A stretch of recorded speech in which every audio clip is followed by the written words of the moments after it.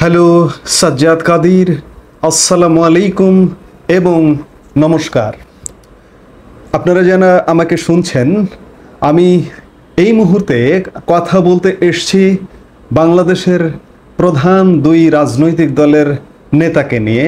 বাংলাদেশ আওয়ামী লীগের সাধারণ সম্পাদক ওবায়দুল কাদেরকে বাসায় আমন্ত্রণ জানিয়েছেন বাংলাদেশ জাতীয়তাবাদী দল বিএনপির মহাসচিব মির্জা ফখরুল ইসলাম আলমগীর।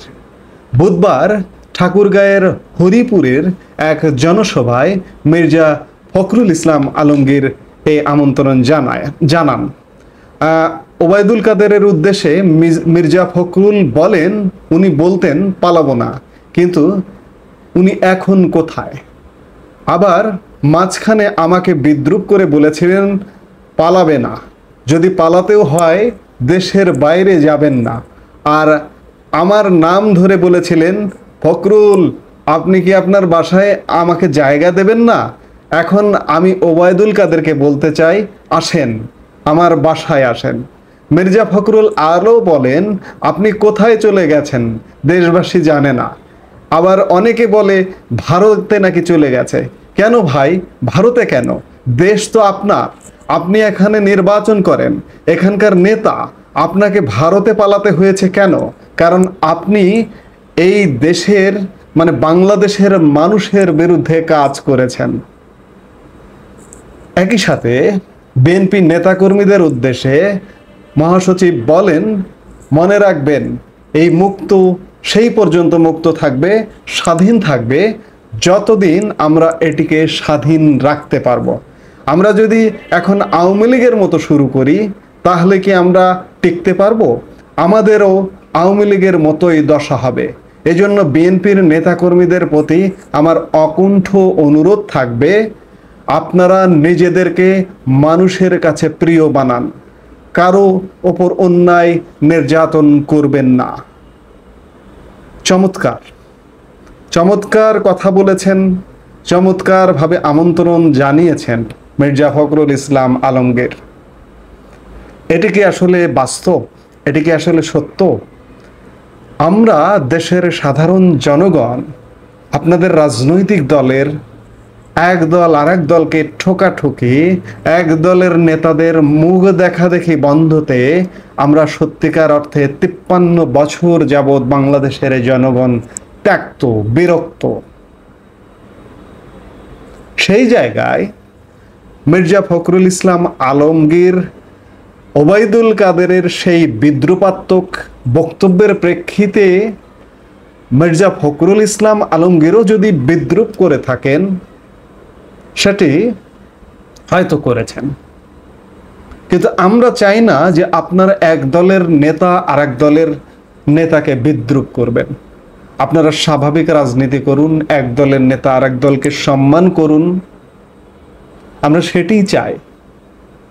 এটি সত্য হোক যে ওবায়দুল কাদের কেন ভারতে পালিয়ে থাকবেন। যদি কোথাও আত্মগোপনে থাকতে হয়, মির্জা ফখরুল ইসলাম আলমগীর আপনি তাকে আশ্রয় দিন, তিনি আপনার বাসায় আত্মগোপনে থাকুন। এই কথাগুলো এজন্যই বলছি যে বাংলাদেশের দীর্ঘদিনের রাজনৈতিক নেতিবাচক চরিত্র পাল্টাতে হবে। আমরা আর দেখতে চাই না নেতিবাচকতা।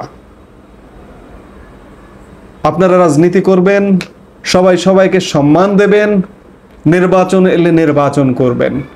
জনগণ যাকে ভোট দেবে সে ক্ষমতায় যাবেন, আর যাকে ভোট দেবে না সে বিরোধী দলে থাকবেন। এটাই তো হওয়া উচিত। এবং ক্ষমতা হস্তান্তরটা শান্তিপূর্ণভাবে হতে হবে। শান্তিপূর্ণভাবে ক্ষমতা হস্তান্তর করে চলে যাবেন। নির্বাচনে আপনার প্রতিপক্ষ বিজয়ী হলে তাকে স্বাগত জানিয়ে তাকে ক্ষমতা সুন্দরভাবে হস্তান্তর করবেন। কিন্তু আজকে এই যে আওয়ামী লীগ যে পালিয়ে গেছে, এই পালানোটা আমরা বাংলাদেশের মানুষ এটি দেখতে চাই না। পালানোর মতো রাজনীতি কেন করতে হয়? মির্জা ফখরুল ইসলাম আলমগীর জনসভায় খুব গুরুত্বপূর্ণ মেসেজও দিয়েছেন নেতাকর্মীদের উদ্দেশ্যে, যে আপনারা কেউ আওয়ামী লীগের মতো আচরণ করবেন না। আওয়ামী লীগের মতো আচরণ করলে আমরাও টিকতে পারবো না। খুব সত্য কথা বলেছেন। কিন্তু নেতাকর্মীদের মধ্যে, মাঠ পর্যায়ে নেতাকর্মীদের মধ্যে মির্জা ফখরুল ইসলামের এই সত্য বাণী, এই সত্যতা পরিলক্ষিত হচ্ছে না এখন পর্যন্ত। দুটি দলকে একই ধারার মনে হয়, যে একটি দল এতদিন সবকিছু দখল দস্তাবেজ নিয়েছিল, এখন মির্জা ফখরুল ইসলাম আলমগীরের দল সেই জায়গাটি দখল করেছে। এটি সত্য উপলব্ধি যে আচরণ পাল্টাতে হবে। বাংলাদেশের মানুষের ভালোবাসা পেতে হলে আচরণ পাল্টাতে হবে, দেশ পাল্টাতে হলে রাজনৈতিক দলগুলোর আচরণ পাল্টাতে হবে। আমরা আশা করব ভবিষ্যতে বাংলাদেশের রাজনীতিবিদরা এরকম ইতিবাচক রাজনীতি করবেন, ইতিবাচক কথা বলবেন, সেই প্রত্যাশা। এখন এ পর্যন্তই। ভালো থাকুন, সুস্থ থাকুন।